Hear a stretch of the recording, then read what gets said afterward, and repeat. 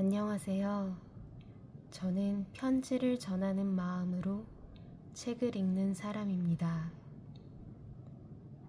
책 편지 네 번째 책은 김영하 산문 여행의 이유입니다.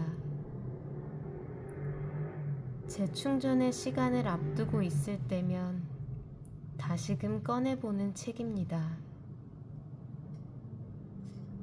2026년 4월 여행의 이유 시작합니다.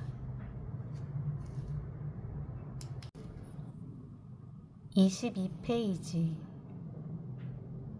우리는 모두 정해진 일정이 무사히 진행되기를 바라며 안전하게 귀환하기를 원한다. 적어도 표면적으로는 그렇다. 그러나 우리의 내면에는 우리가 미처 깨닫지 못하는 강력한 바람이 있다. 여행을 통해 뜻밖의 사실을 알게 되고 자신과 세계에 대한 놀라운 깨달음을 얻게 되는 것.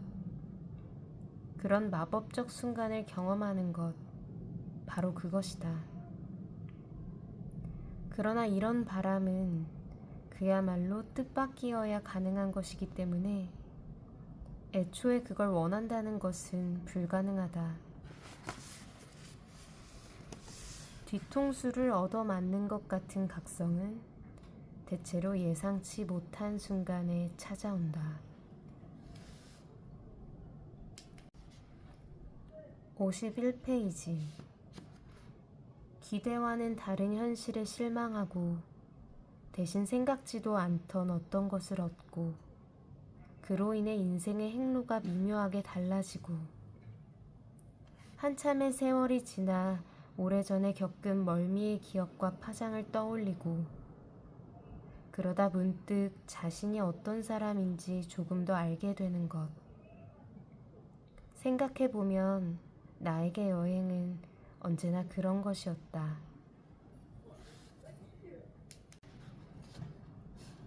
55페이지. 나는 호텔이 좋다. 모든 인간에게는 살아가면서 가끔씩은 맛보지 않으면 안 되는 반복적인 경험이 있을 것이다. 가까운 사람들과 만나 안부를 묻고 마음을 나누는 시간을 주기적으로 갖는다거나 철저히 혼자가 된다거나 죽음을 각오한 모험을 떠나야 한다거나 진탕 술을 마셔야 된다거나 하는 것들. 약발이 떨어지기 전에 이런 경험을 복용해야 그래야 다시 그럭저럭 살아갈 수가 있다. 오래 내면화된 것들이라 하지 않고 살고 있으면 때로 못 견딜 것 같은 기분이 든다. 그래서 이런저런 합리화를 해가며 결국은 그것을 하고야 만다. 내 경우는 이렇다. 비행기를 타고 인천공항을 떠나 낯선 도시에 도착해 택시를 타고 예약해둔 호텔에 도착하고 호텔의 예약자 명단에 내 이름이 있음을 확인하고 방을 안내받아 깔끔하게 정리된 순백의 시트 위에 누워 안도하는 그런 경험을 그리워하며 살아간다. 63페이지. 인생은 눈에 보이는 적이 아니라 우리 내면의 어떤 헛개비와 싸우는 것일지도 그게 뭔지도 모르는 채로.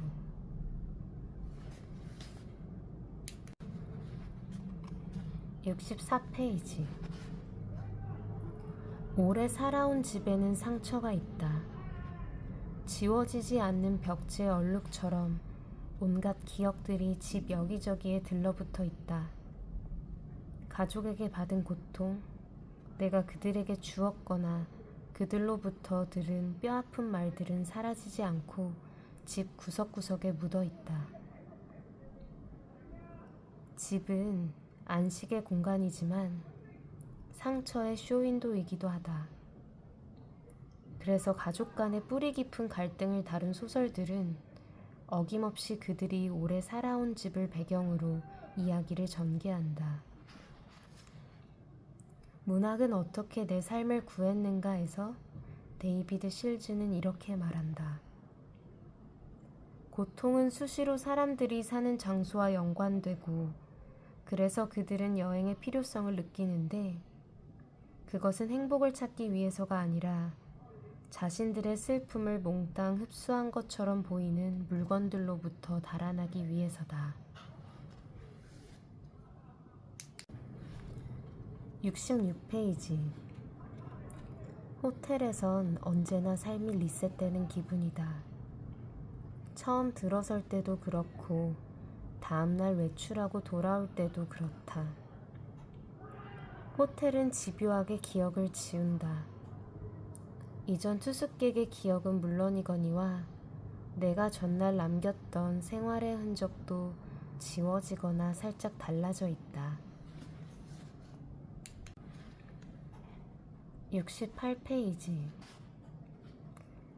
기억이 소거된 작은 호텔방의 순백색 시트 위에 누워 인생이 다시 시작되는 것 같은 느낌에 사로잡힐 때, 보이지 않는 적과 맞설 에너지가 조금씩 다시 차오르는 기분이 들 때, 그게 단지 기분만은 아니라는 것을 아마 경험해 본 사람은 알 것이다.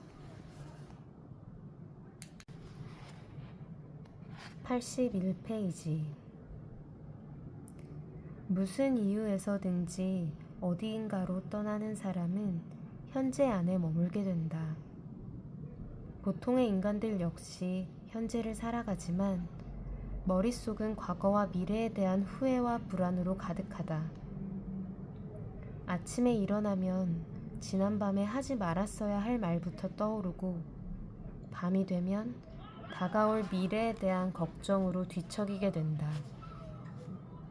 후회할 일을 만들지 말아야 하고 불안한 미래는 피하는 게 상책이니 결국 아무것도 하지 않은 채 미적거리게 된다.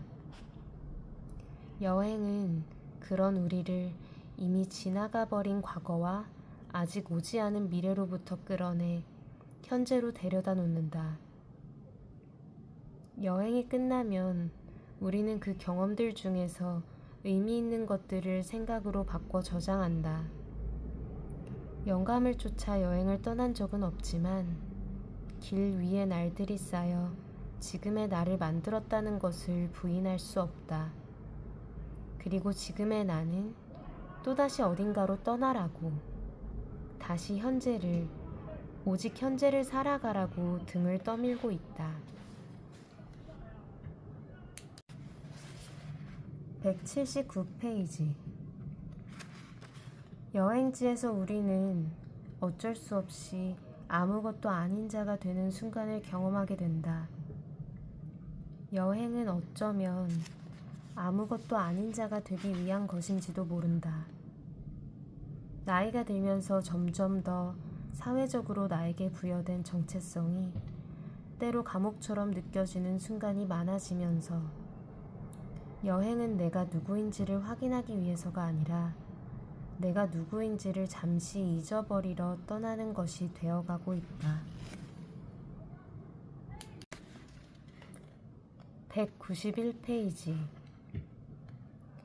우리들 대부분은 돌아올 지점이 어딘지를 분명히 알고 여행을 떠난다. 목적지는 바뀔 수도 있다.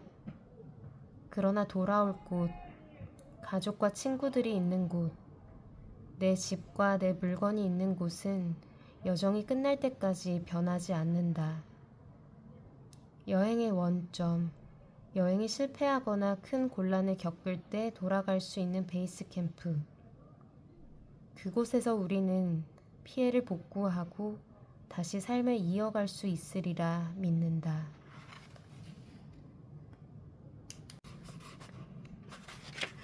205페이지. 인간은 왜 여행을 꿈꾸는가? 그것은 독자가 왜 매번 새로운 소설을 찾아 읽는가와 비슷할 것이다.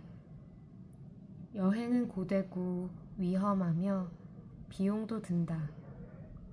가만히 자기 집 소파에 드러누워 감자칩을 먹으며 텔레비전을 보는 게 돈도 안 들고 안전하다.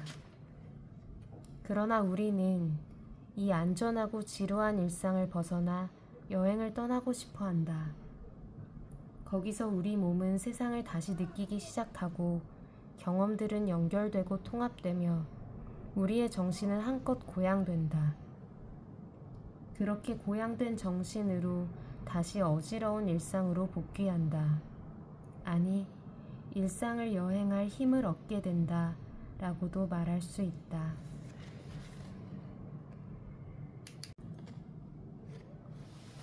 오늘의 책 편지는 여기까지입니다.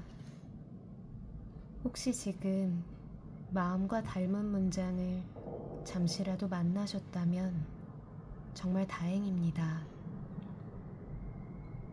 편안한 하루 되세요. 책 편지 드림.